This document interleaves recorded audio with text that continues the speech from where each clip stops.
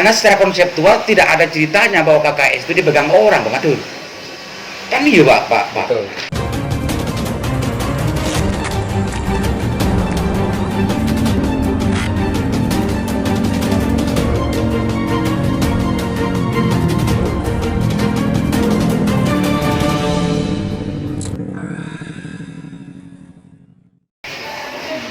Assalamualaikum warahmatullahi wabarakatuh. Kembali berjumpa dengan saya Aliman Haris di acara Sanrasan.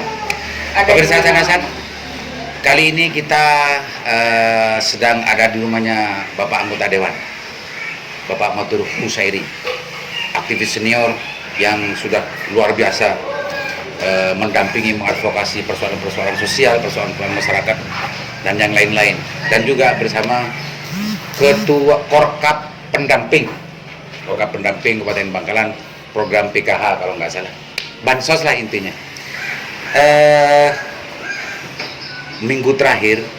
Dua minggu terakhir saya sandasan bersama Bapak Ahmad Anor yang sampai ke Kemensos, ada gerakan megang KKS. Menurut saya itu adalah suatu gerakan yang bodoh. Tapi sebelumnya, kalau Pak Matur saya tidak mau mengenalkan karena orangnya sudah terkenal. Saya mengenalkan Pak Korkap ini, mungkin banyak yang belum kenal Pak Korkap, tapi kerjanya banyak dirasakan orang meskipun nggak dikenal. Kayak gitu.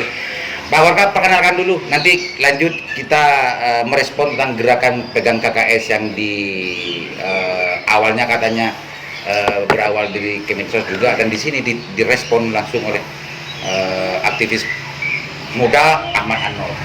Perkenalkan dulu sebentar. Oke, terima kasih Mas Aliman atas undangannya. Mudah-mudahan ini membuat pencerahan kita semua, perbaikan dalam artian ini ke depannya, khususnya untuk pelaksanaan program PKH. Saya sendiri, nama saya Heru Wahyudi, selaku koordinator Kabupaten Wilayah 3. Jadi saya wilayah 3. Oh, wilayah 3. Jadi ada 3 koordinator kabupaten di Kabupaten Bangkalan yang khususnya untuk menangani bansos PKH ini. Saya di wilayah 3, wilayah Konang, Kokok, Tanjung Bumi, 10, Kelampis dan Tegaru. Jadi 6 kecamatan. Modung nggak Jabo? Modung enggak. Wilayah berapa Modung? Modung wilayah 2. Wilayah 2. Pemirsa, ternyata ada wilayah-wilayahnya. Tak kirain ini Korkap se-Kabupaten Bangkalan. Dapil.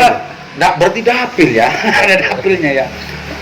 Pak Heru, nama lengkap? Heru Wahyudi. Heru Wahyudi. Sudah berapa puluh tahun menjadi pendamping? Saya sebelum di koordinator kabupaten, saya di operator sebenarnya. Jadi waktu 2007, jadi PKH ini diputuskan di tahun 2007 itu di Bangkalan ini baru ada 2 struktural, yaitu operator dan pendamping. Sekarang berkembang menjadi koordinator kabupaten wilayah kerjanya. Ya tujuannya untuk mengawasi kerjanya teman-teman. Jadi sejak negeri ini meluncurkan program itu, Heru Wahyudi sudah terlibat di situ. Jangan-jangan penggagasnya. Bukan ya? Bukan. Tapi sudah melontok berarti bahwa secara konseptual dan segala macamnya ya. Pak Batur. Ini kalau bicara Mas Wahyu, Mas Heru Wahyudi ini kan sudah sejak diluncurkannya program ini sudah ada di dalam. Artinya 14 tahun. Iya, hulu, hilir, samping, kanan, semuanya ngeliputi. Sudah ngerti semua. Nah, Pak Matur kan meskipun sekarang sudah di Dewan, tapi sebelumnya berpengalaman bahkan berdarah-darah gitu ya ketika bicara dan membela hak-hak masyarakat kecil termasuk urusan bansos dan macamnya, minta LHP, laporan kemana-mana, kan itu kerjanya Bang Matur dulu. Ya. Nah, gerakan pegang KKS ini menurut Bang Matur ini gerakan efektif atau gerakan bodoh ini, Bang? Ya, kalau dilihat dari segi perbenahan, menurut saya itu bagus. Bagus ya? Bagus. Biar kemudian persoalan tarik-mariknya bansos ini, karena PKH ini juga program nasional yang di-launching dulu di eranya Pak SBY kalau nggak salah. Dan ini sudah 14 tahun. 14 tahun bagi saya kalau menjadi pendamping, di mana warga miskin Kabupaten Bangkalan yang tidak terdata. 14 tahun kalau ngubek satu desa, saya pikir Selesai itu ya. lubang semut pun orang miskin itu ketemu. Ketemu gitu ya. Ketemu. Oh, 14 tahun. 14 tahun. Artinya jenjang waktu, interval waktu yang begitu lama dengan konsep program yang sama, mestinya pembenahan demi pembenahan tiap tahun itu sebetulnya kalau memang ada niat pembenahan pasti terbenar. Tentunya ya. Itu kan pikiran normalnya Bang Matur. Ini sekarang kan kita bicara dalam keadaan tidak normal. Justru gerakan pemegang KKS ini menurut saya kan gerakan bodoh. Bang Matur bilang benar. Karena secara konseptual tidak ada ceritanya bahwa KKS itu dipegang orang, Bang Matur. Kan iya Pak. Betul. Secara aturan, boleh nggak dipegang pendamping, boleh nggak dipegang klebun, boleh nggak dipegang dinsa, kan enggak? Nggak boleh. Harus dipegang penerima, kan gitu kan? Betul. Itu secara konseptual. Iya. Ini justru yang menginisiasi gerakan memegang KKS itu justru dari kementerian, kementerian sendiri. Kalau sampai kementerian dengan gerakan ini mengeluarkan anggaran, ini bodoh, penghambur-hamburan anggaran. Bang Atur itu menurut saya, Bang Atur bilang bagus, di mana logikanya Bang Atur? Nah, kita oke lah ini pemegang KKS pro kontra. Ya. Tapi saya lebih tertarik kemudian membahas dari hulu ke hilir Oh ya. pembenahan terkait dengan penyaluran bantuan sosial yang berupa PKH ini. PKH dan lain-lain lah. Kita Betul. tidak bicara hanya BPNT PKH. Iya. dan yang lainnya. Nah, ini persoalannya apa? Kalau toh tenaga pendamping ini satu orang, satu pendamping bisa 2 atau 3 desa gitu kan? Iya, oh itu. Betul. Dan mereka punya agenda rutin, kalau tidak salah itu per 3 bulan itu melakukan evaluasi dan apa istilahnya itu ya? Pemutakhiran data. Bagi saya, karena data kemiskinan yang digunakan ini hasil dari BPS melakukan sensus terakhir itu, kalau tidak salah tahun 2014 atau 16 itu. 2008 apa ya? BPS. Iya. Bulan 14 kayaknya. 14 itu saya. Data yang digunakan ini 2011 terakhir kan? Oh, yang terakhir. Nah, memang keterbatasan dari kawan-kawan di program PKH ini, bansos PKH ini adalah mereka hanya bisa melakukan pemutakhiran, kemudian itu tidak bisa menambahkan kepesertaan dari PKH itu sendiri. KPM. Iya, PKM. Oh, PKM namanya. KPM. Nah, ini tidak bisa ditambah. Persoalannya di regulasinya sendiri. Padahal yang kita harapkan adalah dengan data PKH yang kemudian diverifikasi terus ini akan ketemu mana yang mampu, mana yang pantas, mana yang masuk kriteria dan tidak ya. Itu yang kita harapkan. Kemudian yang di samping rumahnya ini, yang nerima ini rumahnya gedung, gitu kan, rumahnya bagus, penghasilannya ada. Tapi yang benar-benar rumah gede, ini ada yang kemudian tidak memperoleh itu. Oh, ini kalau dalam konteks ini kan urusan sal-salnya data. Betul. Verval itu meskipun berulang-ulang, bahkan kalau Ibu Risma kemarin itu Pak Heru sempat pertama kali secara dilantik biaya verval itu 3 triliun. Itu benar ya? Nasional. Nah, ya nasional 3 triliun. Kalau betul-betul program verval verifikasi dan validasi dan yang di Bangkalan juga ada pendamping dan macamnya kan? Iya, ada. Digaji juga dan macamnya. Iya, mana ada gotong royong?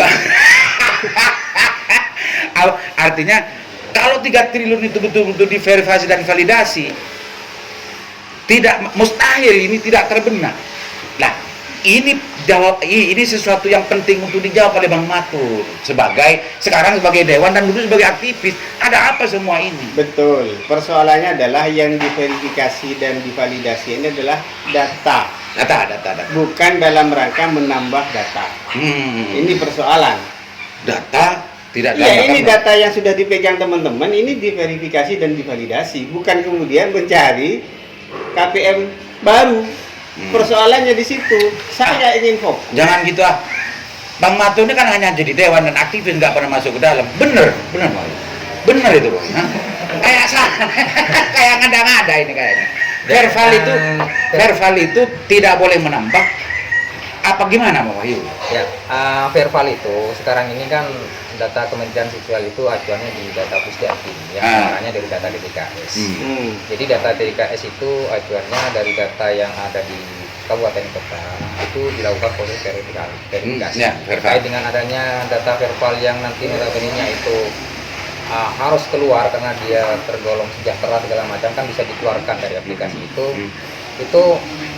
bisa saja memasukkan dari masing-masing operator di desa masing-masing itu memasukkan masyarakat yang verifikasi memang layak untuk sesuai dengan kriteria yang diberikan.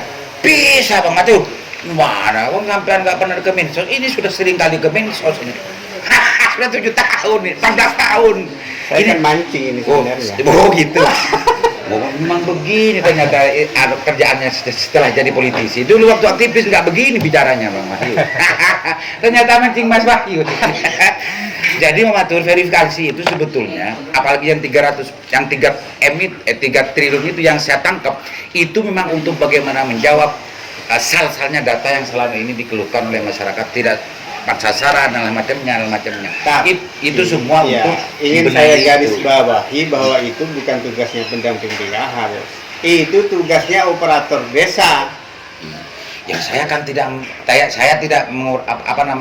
tidak mengatakan itu operator, tapi pendamping PKH dan pendamping itu tahu semuanya segalanya betul.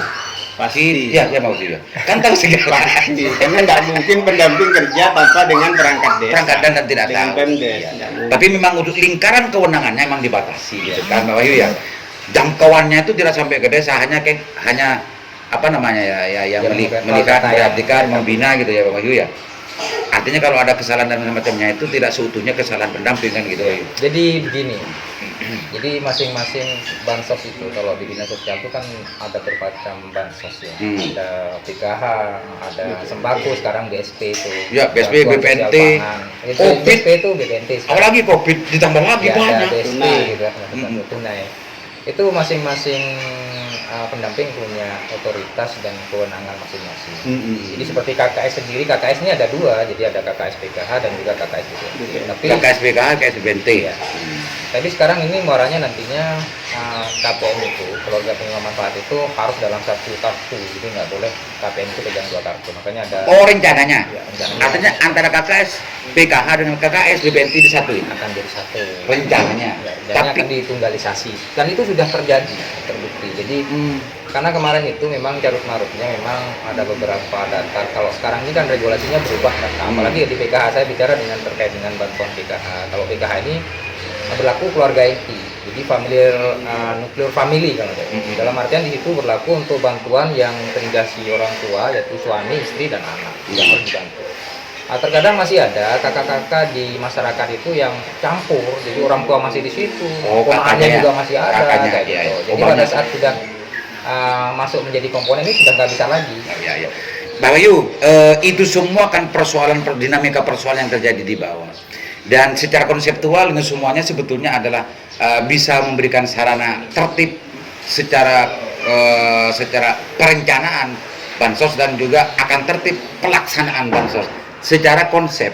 Tapi kenyataan di bawah, kenapa kok masih ada gerakan pegang KKS? Ini kan persoalan baru yang penting dan juga harus dijawab oleh semua pihak yang terkait dalam konteks bagaimana bansos ini bisa dilaksanakan semestinya gitu Pak Wahyu. Pak Wahyu sebagai pendamping 14 tahun mendengar, pernah melihat atau pernah merasakan nggak bahwa KKS itu memang banyak tidak dipegang oleh KP? Selama dari 2007 saya memang bukan terlibat langsung sebagai pendamping karena memang saya bukan di lapangan. Saya konseptor ya. Bukan 2007 itu cuma sebagai administrator, sebagai operator yang menginput data dari teman-teman pendamping di lapangan. Jadi memang saya selama 14 tahun di PKH itu belum pernah menyentuh di lapangan sama sekali. Tapi yang terjadi dengan adanya gerakan KKS, jadi pegang KKS ini memang harus dilakukan itu. Jadi memang itu wajib dimiliki oleh KPM karena itu haknya mereka. terkait dengan adanya kebijakan-kebijakan gerakan-gerakan KKS ini, memang itu kan cuma sebagai motivasi kita teman-teman pendamping di lapangan agar memberikan penyadaran itu tidak hanya kepada KPM sebenarnya, tapi kepada Semua pihak terkait ya. terkait. Jadi kita harus benar-benar sama-sama Aparatur desa, termasuk pendamping juga kan gitu. Jadi sama-sama memberikan pemahaman, Ya, memberikan paling tidak pencerahan bahwa itu sebenarnya haknya KPM yang harus Ya. Berarti nyata kan problem ini. Jadi gerakan pegang KKS itu tidak berdiri di atas hal yang kosong, tidak ahistoris. Gerakan Kementerian Kemensos untuk pegang KKS. Karena memang betul-betul itu berdiri di atas kenyataan yang ada di bawah itu. Ternyata banyak mafianya. Diakui atau tidak, banyak mafianya ini. Gerakan pegang KKS berarti karena ada mafia bansos.